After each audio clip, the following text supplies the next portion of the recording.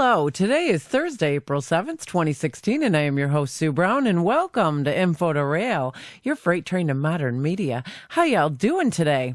It is a beautiful day in New York, and I have to say that it's 50 degrees, and after that, dip down to 18. Oh, boy, did we need that. I want to welcome you all to our show, and we have a great show in store for you today.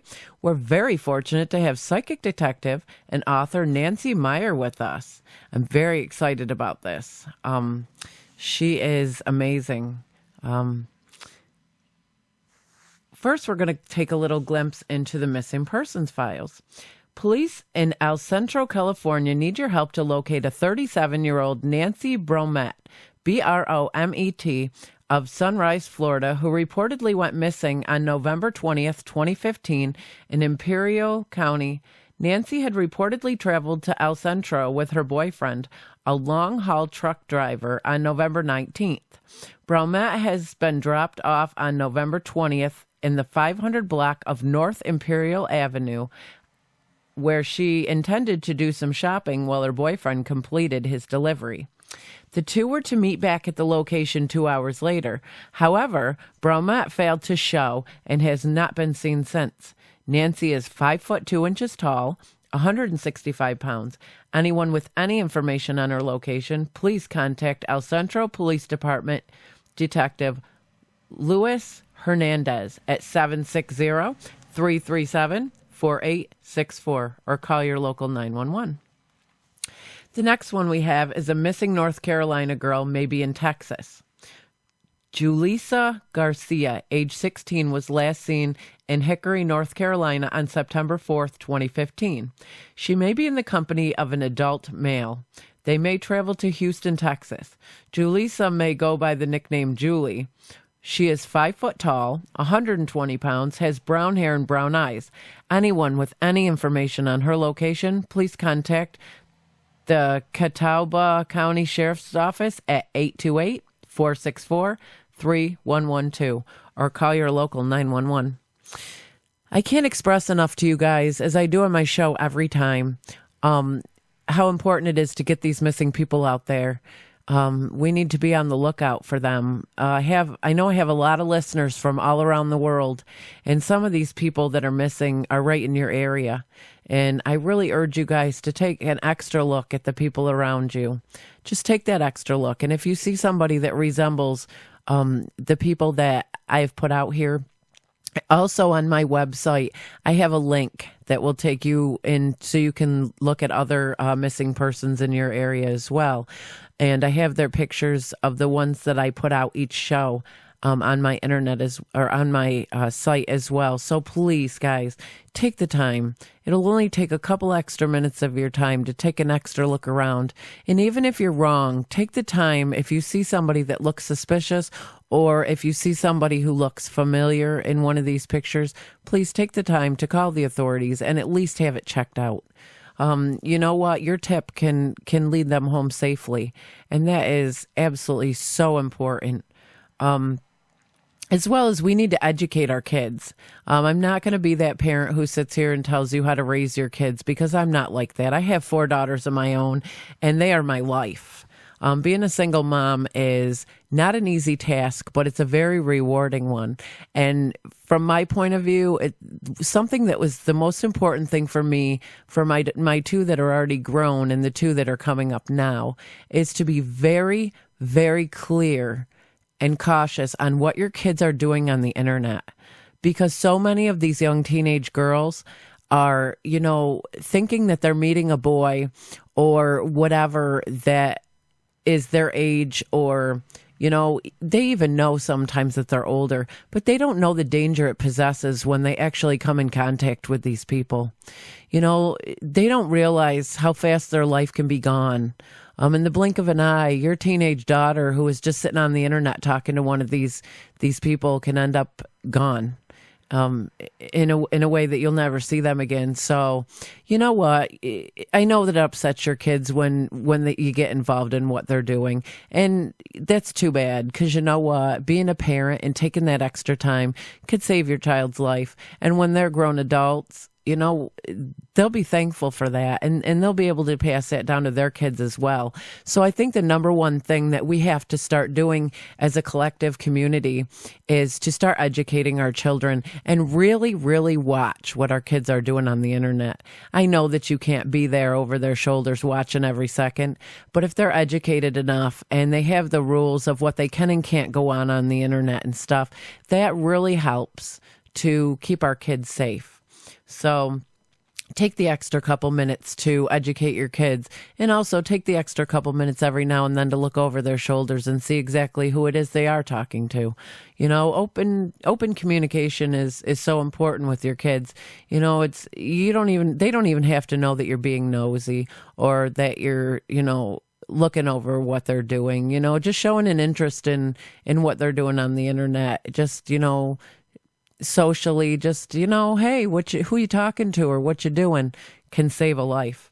So from one mother to another, from one parent to another, I really strongly suggest that we stick together and do so. We're going to take a short break, and when we return, we're going to have Nancy Meyer with us. Stay tuned. Don't go away. We'll be right back. Okay, we are back with Nancy Meyer.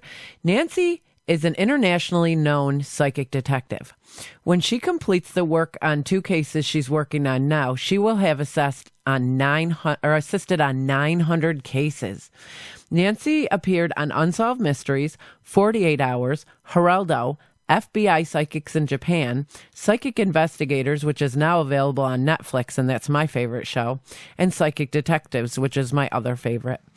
She is the author of a number of anecdotes and 2 books, Silent Witness, The True Story of a Psychic Detective, and the award-winning Travels with My Father, Life, Death, and a Psychic Detective. She's also an adjunct faculty member teaching writing at a local community college. Nancy grew up all over the world as her father worked for the U.S. Foreign Service. Her hometowns are Brazil, Chile, Ecuador, Afghanistan, Lebanon, and the U.S.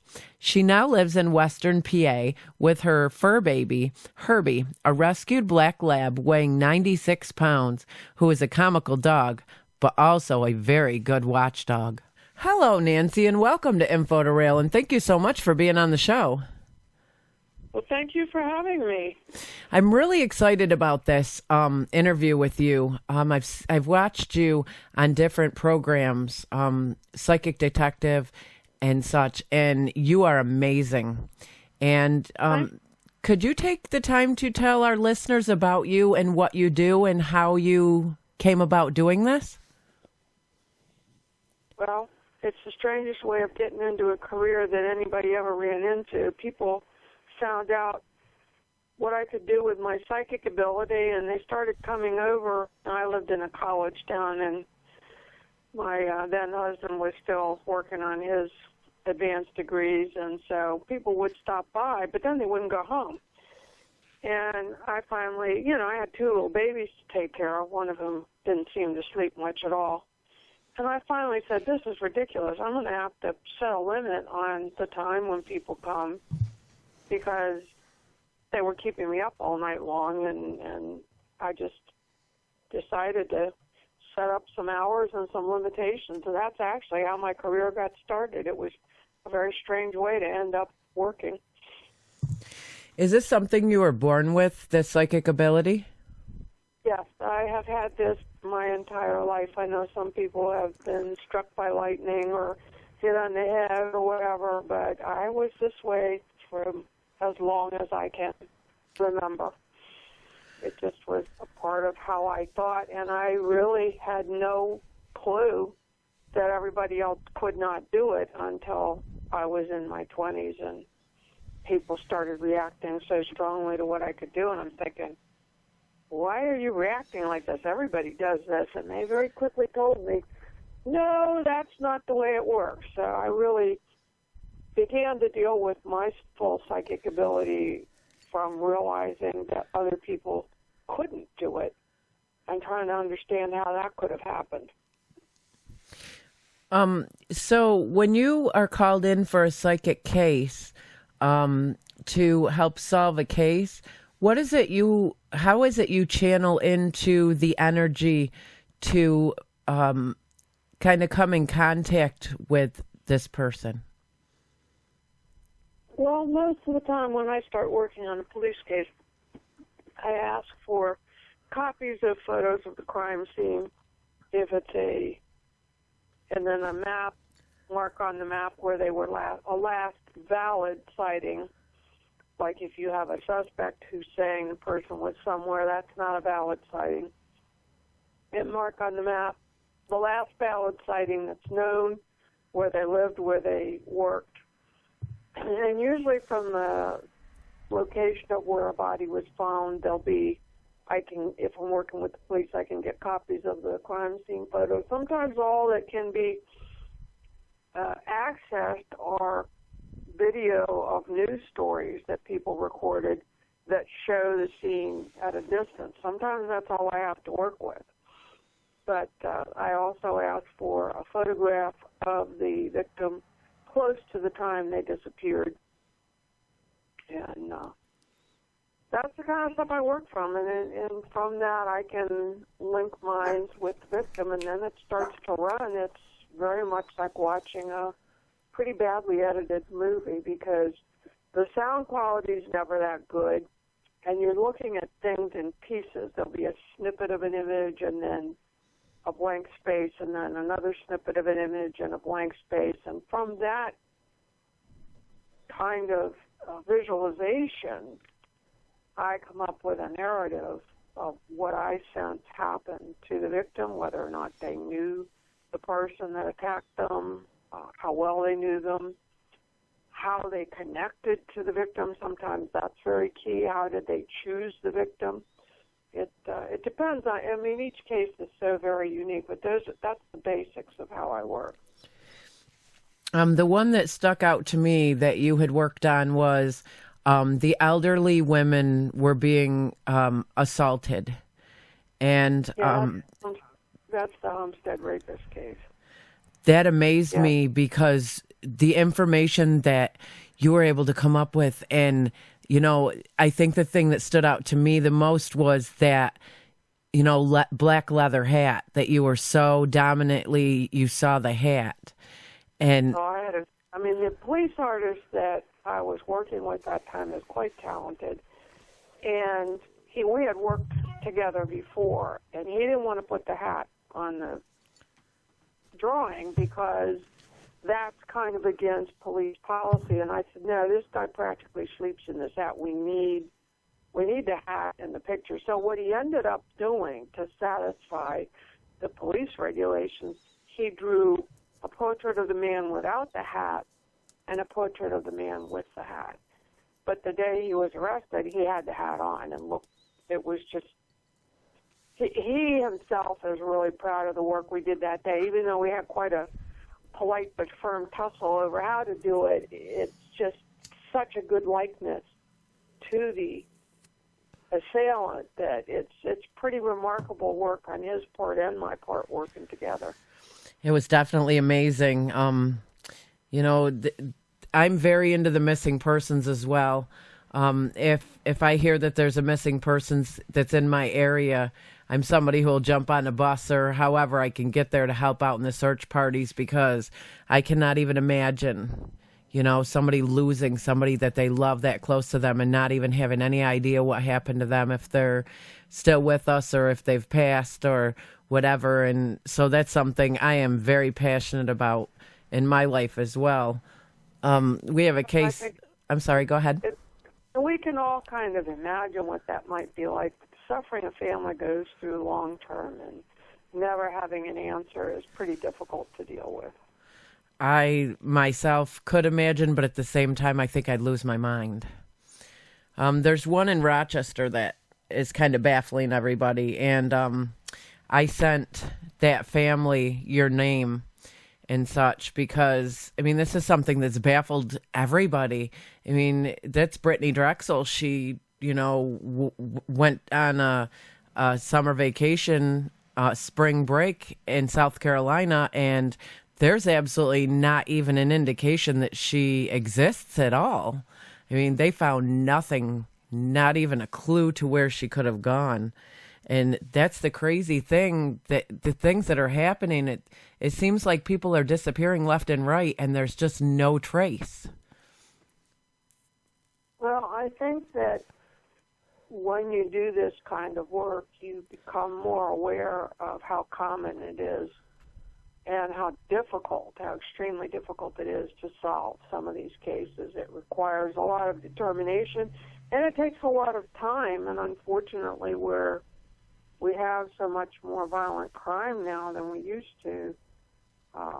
The police don't always have the hours needed to keep up on a case. But I've always been really impressed by how dedicated the detectives are. They will do a lot of things on their own personal time trying to solve a case, and they're just dogged about it, and yet they have to keep working on the next new case that has come in. It makes it really difficult to solve some of these cases, but it also we've passed. Once the FBI got into studying serial killers, and now we have databases that the police can enter, patterns of crimes into, and that's causing crime patterns to show up around the country. It is making it a little more difficult for these people to move from state to state and keep on doing what they're doing, because that FBI database is more likely to catch these repeating patterns. So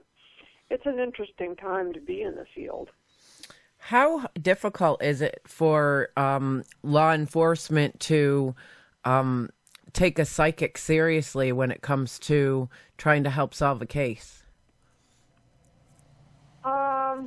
I would have to say it's extremely difficult because of so many, and here's the bad part about it. There are so many frauds in the field who can't do anything, and they call police departments, they badger families, they volunteer, they act like they know what they're doing, and they can't do a darn thing. And then with all that going on, the real people who have this skill, we're so busy we don't volunteer, and it seems like the field has a bad rep, and I think unfortunately deservedly so, because of the large number of frauds. And until we can develop a way of realistically testing for this skill, which we don't have a way of doing that now. The scientists are so hung up on proving it doesn't exist as a skill that they're not looking for ways of confirming that it does exist. And until science makes that shift, they're wasting a lot of time. Can anybody in the world learn how to do what you do? Is this something that somebody can take classes and such to become psychic? No. There are a lot of people that offer classes, but the harsh reality is no. It is something that you can improve your skill in by practicing.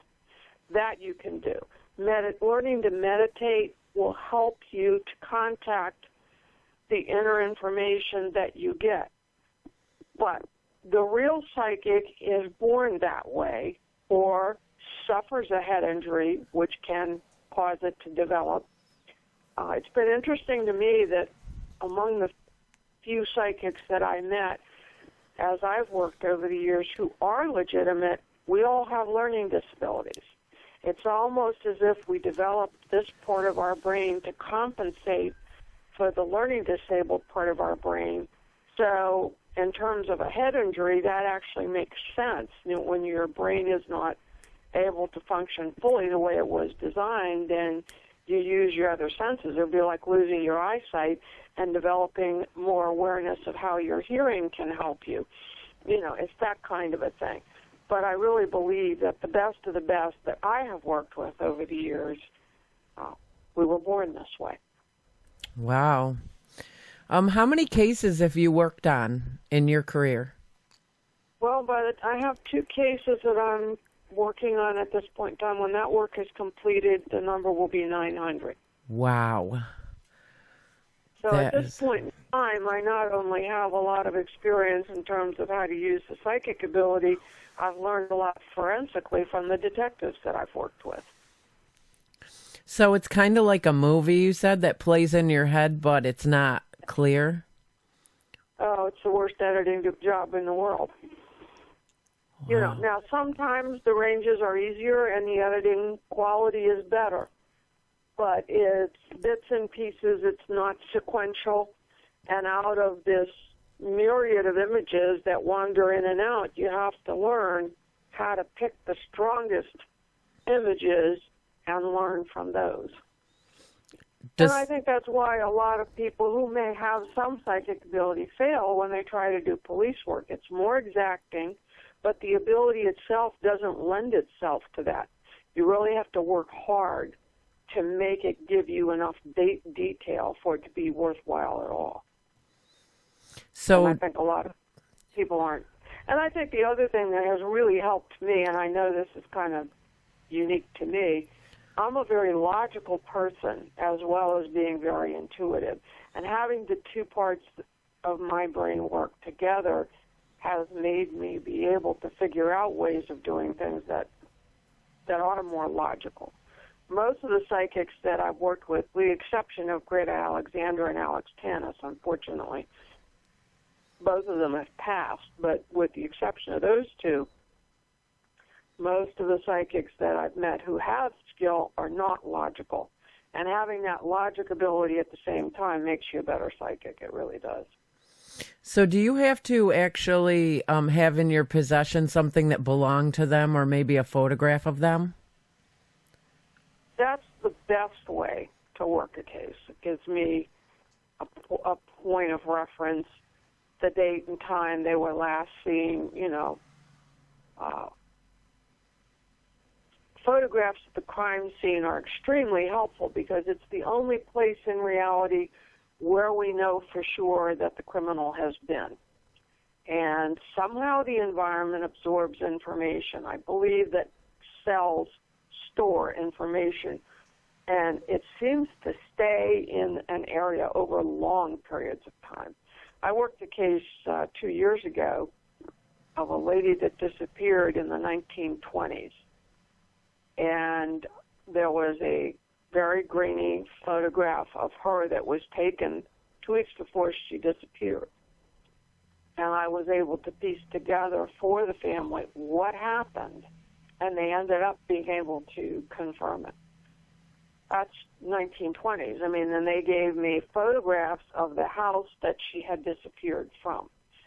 And that was grainy, too. I mean, these are very early photograph, but there was a photograph of her and a photograph of the house that were taken by the same photographer 2 weeks before she disappeared. So it was just coincidence that they had contiguous photographs. That wouldn't be usual. And I've worked on archaeological sites. When we were stationed in Afghanistan, we were in a place called Lashkargah. My father worked for the Foreign Service, and there was a ruin outside the town, and one day I went out there with my dad, and we were sitting on a mound, and I told him what the place had looked like when that mound had been a building. And he later told one of the government's archaeologists about it, and he met with me and took down everything that I said, and then he came and showed me a drawing that was made hundreds and hundreds of years ago of the very place that I had described. It was amazing that I was looking at what I had visualized. I actually made corrections to the drawing, but it was a drawing made by the people that built that caravansary. In the instance that someone is not positive of where the person actually went missing, how does that work for you? Because like I said, in the Brittany Drexel case, the last thing they knew is she left the hotel and was walking outside, and that's the last anybody's ever seen of her, and they have that on the hotel camera, and it showed as far as she could walk out of the picture, and that was the last anybody's seen. Well, that's contiguous to when she disappeared, so I would just use that photograph, and I might need maps of the area to help me in doing a search. But that kind of a photograph is actually very helpful. I've a lot of cases where I've had less than that.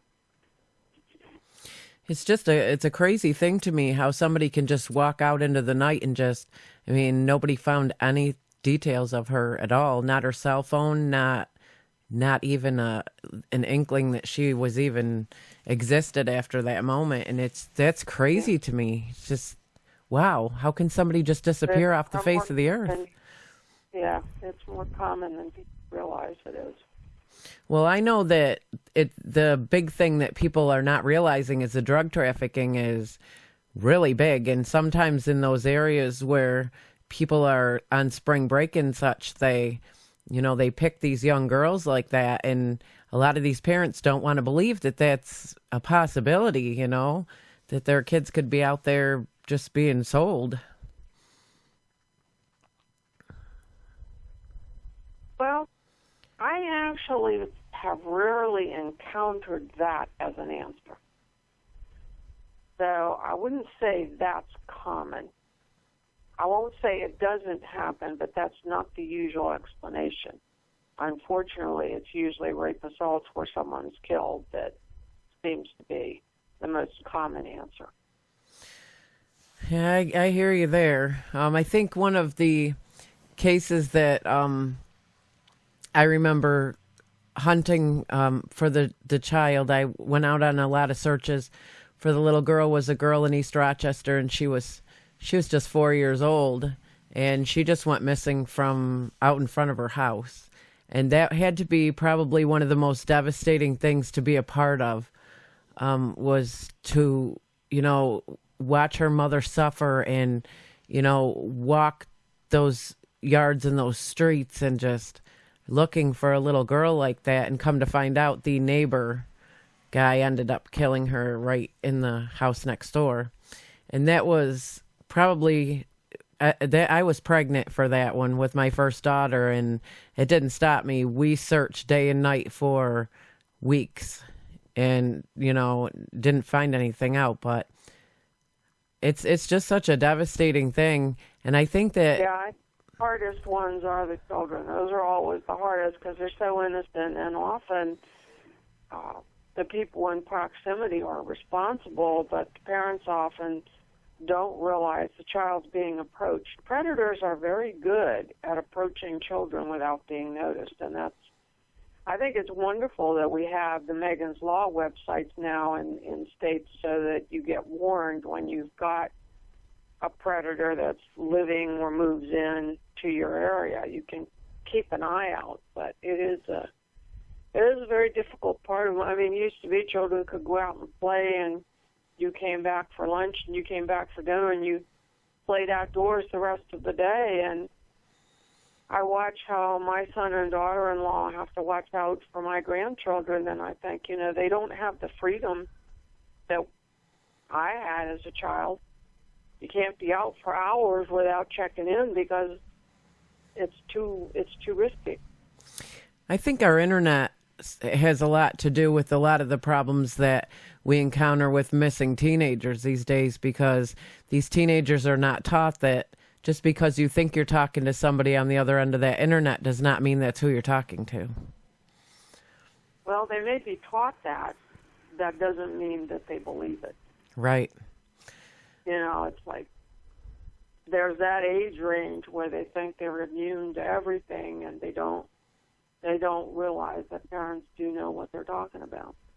Well, I think that's something consciousness, we need to bring that more into our schools and educate these teenagers, because I see it all the time. I scan we incident out here where a young lady was abducted, and then when she was found, she has made it her mission to speak at schools to teach students not to trust the people on the internet. She's done an excellent job, and I thought it was pretty awesome that she chose to do it because, it's a difficult thing for her to do, to have to remember what she went through, but she has done it to try and help other people to understand how dangerous this is. I think that's amazing. And I think that more people need to come forward and do the same, because I have a 14-year-old daughter, and I got 4 girls, and that's hard enough in this world right now to have 4 girls and be a single mom. But My 14-year-old, I'm always telling her you don't give information to people on the internet that you don't know. You don't tell them even that you don't tell them where you live at all. You don't give them clues or indications of how they can even remotely find you. And so many of these kids, this guy's nice looking and he wants to meet me and he's going to give me this good life. And I'm like, no, you're 14 years old. That's a predator, honey. That's not somebody who has your best interest at hand. So I think that would be great if more kids like her came forward and talked in schools. Yeah, I think that because they're closer in age. She's closer in age to the kids that are being approached. They believe her more. There have been some good shows on television too, where they showed predators being caught. I forget what it was called, but I saw a couple of segments where they had police officers who were posing as young kids on the internet, and they arrested a bunch of people, and they showed the arrests on the television show. That was pretty interesting.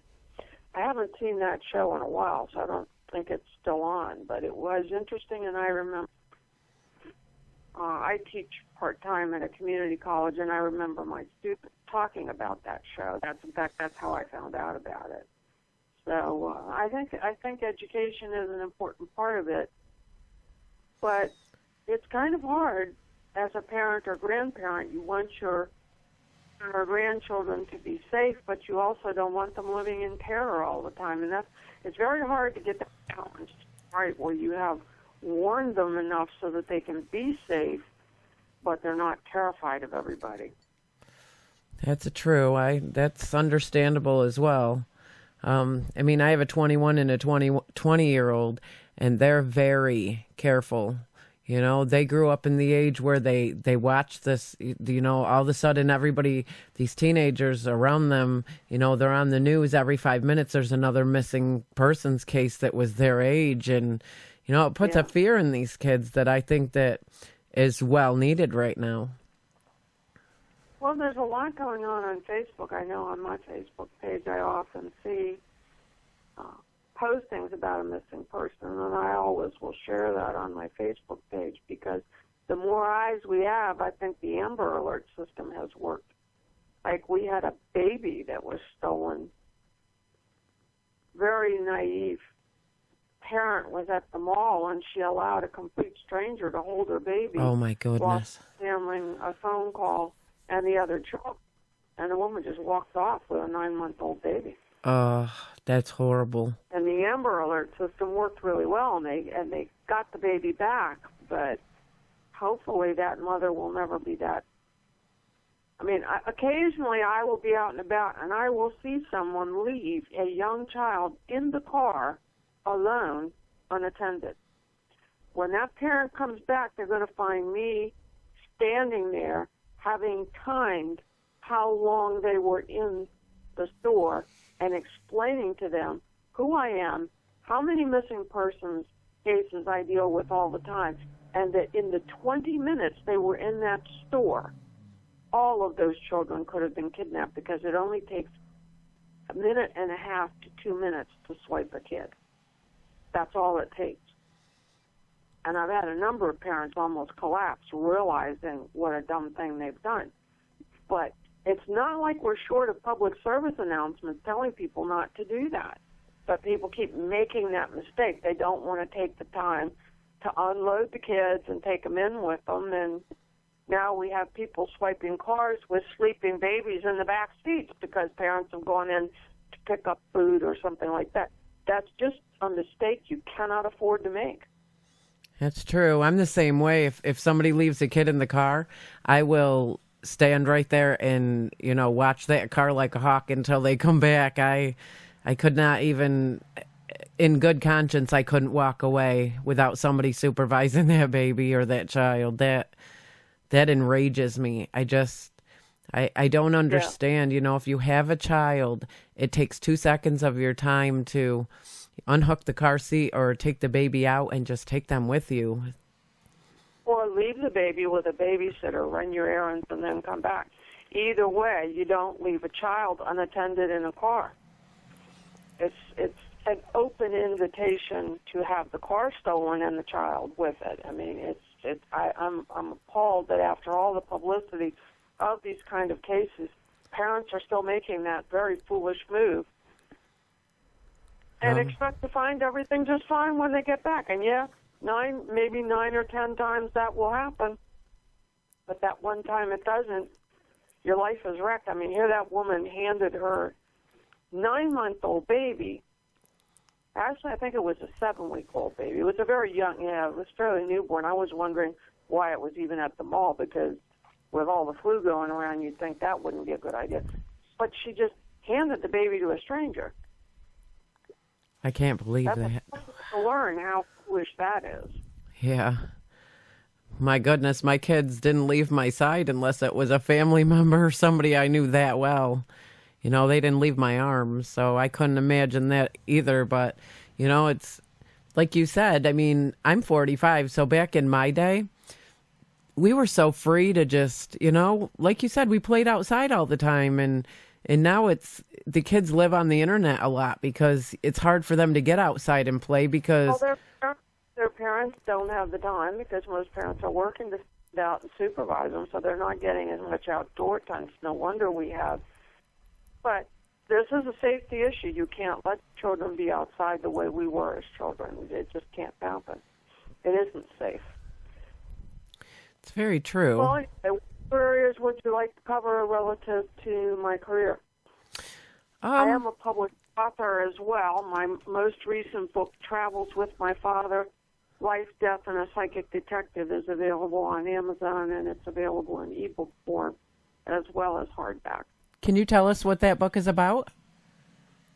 My father was in the U.S. Foreign Service, so I grew up in Brazil, Chile, Ecuador, Afghanistan, and Lebanon. And my parents had the most awesome love affair. But my dad died very young, and he came back as a ghost to try and help my mother because she was really devastated when he died. And it's a combination of talking about their love story and his coming back to help her and my career as a psychic detective. It's autobiographical. So was your mom a psychic as well? My mother was a professional artist, very talented artist. But as she often said, she was about as psychic as a stump. My father was fey with animals and had a lot of intuition with children and animals. But then way back in my mother's ancestry, there was someone who read in the 1800s what were called dream books. We're not sure exactly what that meant, but we have heard that Aunt Addie did that. So the psychic ability seems to have come down to me from both sides genetically. That's what I wondered, because I'd heard a lot of times that a lot of people who do have the psychic ability, it was passed down through genes. Yeah, I think there is a genetic component, I really do, because I think the best psychics that I have known, it was in the family line, but not necessarily every single generation. The really strong psychics are rare, and there are very few of them. Very small percentage even within a family. So it may be like several generations back, like Aunt Addie and her dream book. She's back there a bit. And then who knows how many generations it will be after me before the skill will show up in someone else in our family. Is it true as well that, and I've heard this several times as well, that it has a lot to do with the time, with the month and such that you were born? I heard that sometimes Pisces are more psychic than other signs, and I've heard that about a few different signs being more psychic than others. I don't buy that. For one thing, I'm a Gemini. And several of the major psychics I've met were Geminis. I don't think that's what it is. I think it's an odd wrinkle in the brain somewhere, and hopefully someday they will develop realistic knowledge about how this ability works. But as I mentioned earlier, the scientists have got to stop working to prove that it isn't real before they're going to find out. It's kind of like I always think of Jane Goodall. We didn't know that much about the apes and the gorillas until she went out and sat down with them and watched them. And they keep saying psychic ability isn't real, but it is. And as long as we keep disparaging it and saying it cannot be, and dealing with umpty-million frauds, we're not going to find out how to identify it readily. And I'm sure there are ways to do it in terms of how the brain is formed. There's got to be something in the brain that is operating differently. For me to be able to do what I can do and other people not to be able to do it, there's a difference in how my brain works. I am sure of that. I have an ability, I'm not sure if it's psychic though. Mine is through a deja vu type thing. I'll recognize something like I've gone through it before, like people get deja vu. But for some reason, I rush to the end of that whole scenario and I see that it's going to end badly.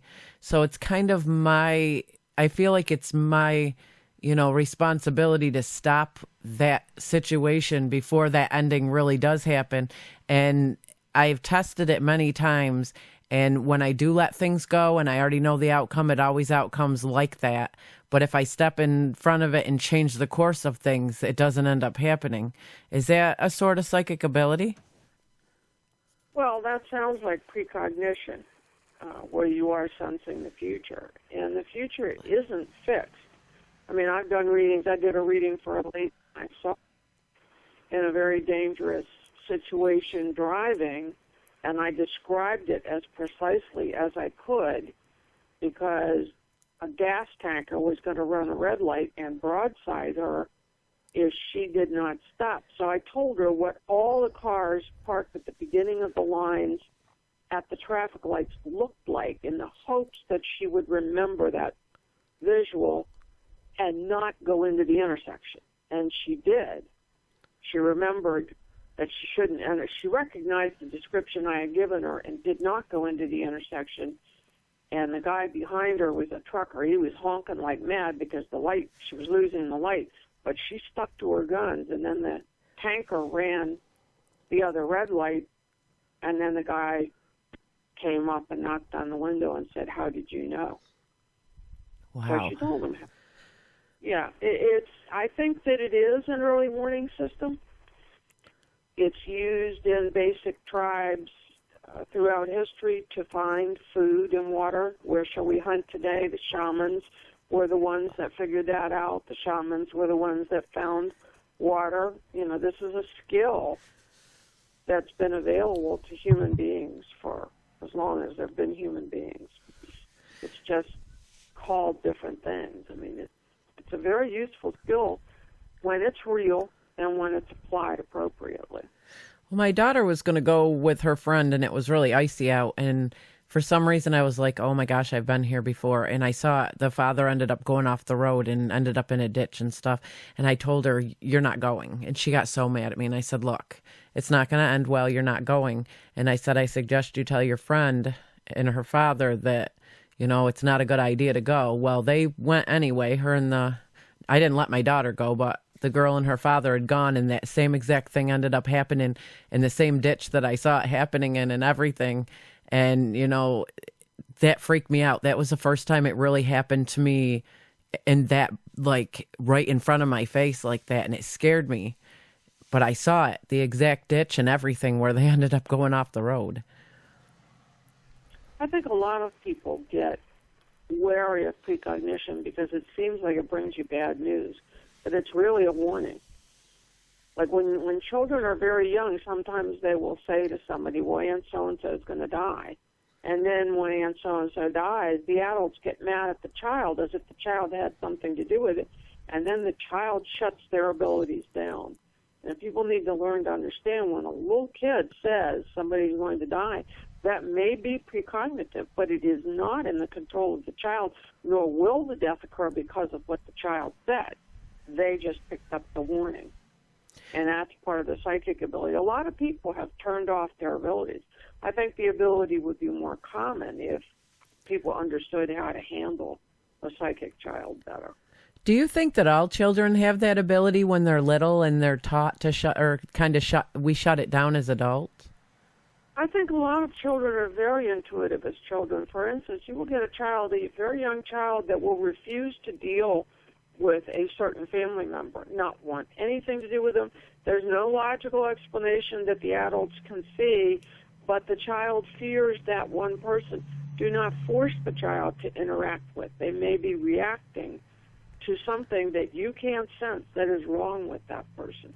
Children have that warning system, and they pay attention to it because nobody's told them not to. Then they get taught not to pay attention to it, and they tune it out. And that's a mistake.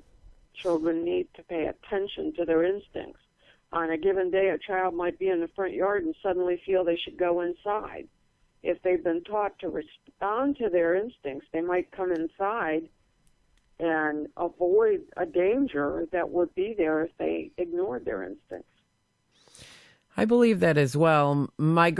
Two of my 4 girls, when they were little, could tell me exactly what they went through when they were 14 and 12. And I mean, they had like clear stories of what their life was like. I mean, they're only 3 and 4 years old, but they're telling me clear stories of what their life was like when they were 14 and 12 and 16 and what pets they had and where they lived. And it's crazy. But so many people, they discount kids. And I think kids have so much more they have so much more going on than we could possibly imagine. Well, their minds are not blocked by prejudices, and it allows them to entertain all kinds of intuitive information that comes into them. And I think the fact that I moved so much as a child and had to adapt to all the different cultures that I had to adapt to, I think that helped expand my abilities too, because I had to pay attention to what was going on in ways that I wouldn't have if I had been in this country. Safety was more of an issue at that time than it would have been here in the U.S., because there's a lot of countries where women and Americans are disliked. So my instincts were honed in learning to stay safe in whatever environment I was in, and in learning how to adapt quickly to the environment I was in. I see that you wrote another book called Silent Witness, The True Story of a Psychic Detective. Can you tell us what that book is about? It's out of print, but I am negotiating with the possibility of having a company bring it back as an ebook. It's about the beginning of my career and how I started in police work, and there are interviews with police officers that I worked with and all. It's more... It doesn't include as much information about my personal life, which I felt was a mistake. After that book was published, I felt more should have been in there about what living with this was like. That's why the newer book has more of that. I definitely am interested in getting that book if it comes back into print on ebook, because that and your other book, this is stuff that I'm very interested in. I myself wish that I was born with the gift you have, because what you do is amazing, and you help so many people with closure that they wouldn't have if it wasn't for you. And that is, that to me is just an amazing gift. Thank you. I appreciate the fact that I'm able to do that. That's the good part of the job, and I also have been very happy to have participated in quite a number of investigations where killers who otherwise would not have been caught are in jail, because I was able to give police officers investigative leads that they could follow in order to prove the case enough to put the person in jail. Those are things that I take a lot of pride in, because the kind of cases that I work are the cases that aren't easy to solve. They're not in my inbox if they're easy to solve. I know that, well, I'm not sure, but I think when I watched you on Psychic Detectives, the police can't just go on your information. They have to figure out a way to prove it, correct? Exactly. I don't think any case should ever go into a final stage in the court just based on the word of a psychic. The psychic should be able to give them leads identify the killer, but then help them find the evidence that will prove that that is the killer. It's not just a matter of saying, this is who did it. You need to answer all those who, what, when, where, and how questions that detectives investigate and analyze all the time. You know, where's the weapon? What kind of weapon are we looking for? How did this, the readings that I do are not superficial. They're detailed in terms of how did this particular killer pick his victim and why did he pick that victim? Did the victim know the killer and recognize the killer? I mean, it's a complex scenario that I will describe. And then, on more than one case, I have helped them locate missing weapons. And then once the weapons were located, that solved the case. So I look at the case initially, okay, what is the most productive direction that I can look into for the police in order to help them solve this case? Clearly put the guy or girl, as the case may be, in jail.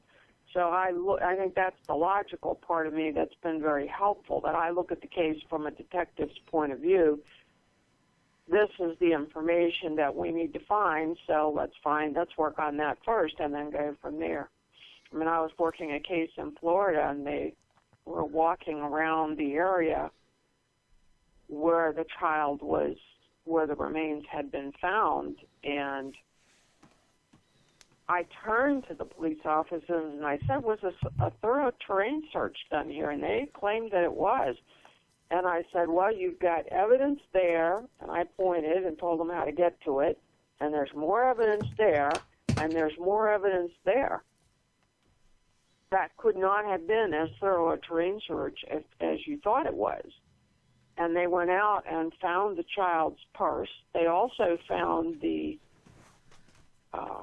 flute that the child had, and the name was engraved on a plaque that was on the case, and they also found more children's clothing. And they thought they had done a thorough search, but all of those things were still there.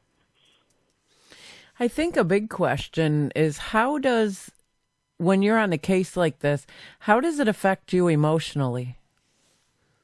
Well, that depends on the type of case. If it's a young child, those are always the hardest. It's also a pressure in that, are the people that I am working with going to be completely hostile? That is a thing that I have to deal with often. I've had people be openly rude to me. I've had people threaten me. I've had people try to hire me that were the actual killers. Wow. And I've ended up asking, what police department is this with, and what would this happen, getting enough information out of the killer so that I can call the police departments and say, this person just called me and tried to hire me to work this case, but that's the actual killer. Wow. Yeah, it's I even had a guy who came to me for a reading one time. This probably never ever happen again, but it was kind of comical. He was asking me for career advice. And at that time, I was working on a series of bulk burglaries in an upper crust neighborhood in the city, and I realized I was looking right at the burglar that was doing the break-ins. I recognized the houses that I had been in that had been burglarized, and he was the burglar. And I thought, dude, I'm not going to let him know how accurate I am, because then I'm in danger. So I told him that he needed to change his line of work, or he was going to find himself boxed in very shortly. And I had him fill out a card so that I could notify him if there were specials or whatever. Gave me his name, street address, and everything. I called up the troopers I was working with, and I said, here's the name and address of the guy that's doing these stuff. He came to me for a reading. None of us could stop laughing. It was so beyond belief that he'd asked me for career advice. Wow. And then when they arrested him, he got mad and said, that's what that darn psychic was talking about. She told me to change careers, or I was going to find myself in a box, and you guys arrested me. They never let on that I had given them his name and address. Wow. I guess that's a way to figure out that the person you're talking to should not be confiding in. Yeah, odd stuff will happen when you're doing police work over a period of time, and it just, the funniest stuff happens sometimes, and it's really unexpected stuff has happened. Well, I know that you worked on Unsolved Mysteries. You were on that show. Yeah. What cases did you do on Unsolved Mysteries? Is there any you can share with us? Well, the one involving the child's musical instrument, that was one of the Unsolved Mysteries cases. Wow. And Unsolved Mysteries also did a segment on the Michael Rosenblum case, which is a young man that disappeared out in this area, whose remains were finally found exactly where I said they would be found. It took a long time for them to be found because they were in a shale slide that was moving its way down this cliff, and it was too unstable for us to get to where the remains were, so kind of had to wait till that shale slide got to the bottom, and then they were able to find his skull and identify his skull. Does this wear you out as a human being when you're doing these cases? I mean, does it take a drain on you? It is tiring. It's kind of like studying for final exams. It is tiring. And I think that I try to balance my work between criminal cases and working with regular readings for people for finding better jobs and stuff like that. So, and I teach meditation classes. In fact, I'm getting ready to do a spring seminar. I haven't got the date set yet. It'll be the end of April, the beginning of May. You know, I try to balance what I do so that I'm not only working the criminal cases, because it is draining and it's tiring. It's depressing. You could develop a bad attitude about humanity if you only worked on these murder cases all the time. I could imagine. I love to, I try so hard to meditate. That's something that I've tried for years, to figure out how to meditate. And for some odd reason, every time I get where I think I'm getting into a meditation, I fall asleep. And I've struggled with that. And I guess maybe I'm doing it wrong. Well, I doubt you're doing it wrong. You may just be that tired. And so when you get your mind relaxed, the result is you fall asleep.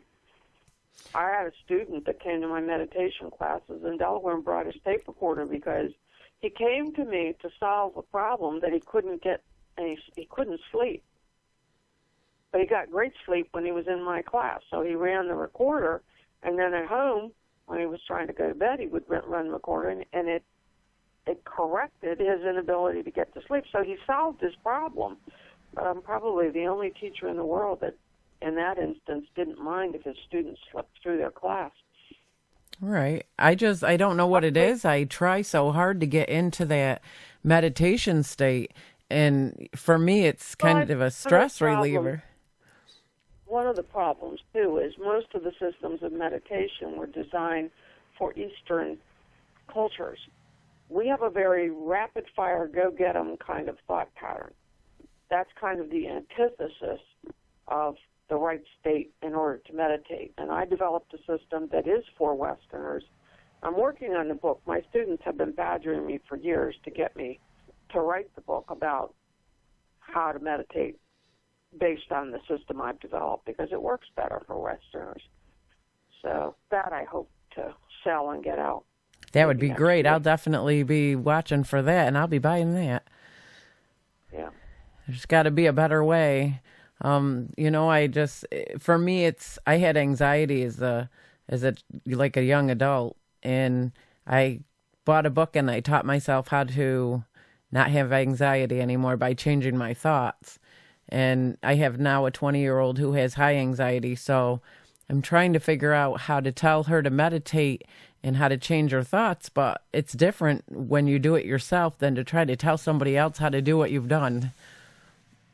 Well, is the book you use still available? I can't find it anyplace. I looked on the internet for it. This was back in the 80s and 90s when they had bookstores in the mall and stuff. I walked in and just told them, look, I have panic disorder and I need help. And they showed me to the book, and and it was great. And to this day, I can't find it. I think it would help her greatly, but I'm thinking maybe if she had a little bit of, help trying to figure out how to meditate and stuff, it might help her through it. But I have to figure out how myself. How to do some stuff on YouTube or something where I could do meditations and people could practice, because my students say it's my voice that calms them down. So I'm trying to figure out how to do that. I don't know how to do that yet. I have to look into that. Well, listen, I have something else scheduled behind us. It's been a pleasure working with you today. Can you tell us your website so that people can go on there and tell us about how to book an appointment with you? It's all you have to do is type in Nancy Meyer, and the last name is Meyer, Psychic Detective, and it'll pull up my website.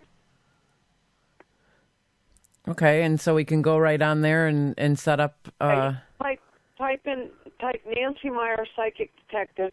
Just spell the last name Meyer, and then Psychic Detective, and the search engines pull up my website. Okay, and we can go right on there and how much does it? Information. My email is NMYERDET007 Okay. I definitely think that's important because, I've actually spoke with a couple people that have had missing person cases, and I give them your name because when I watch the Psychic Detectives, you're my favorite on there, and you are amazing.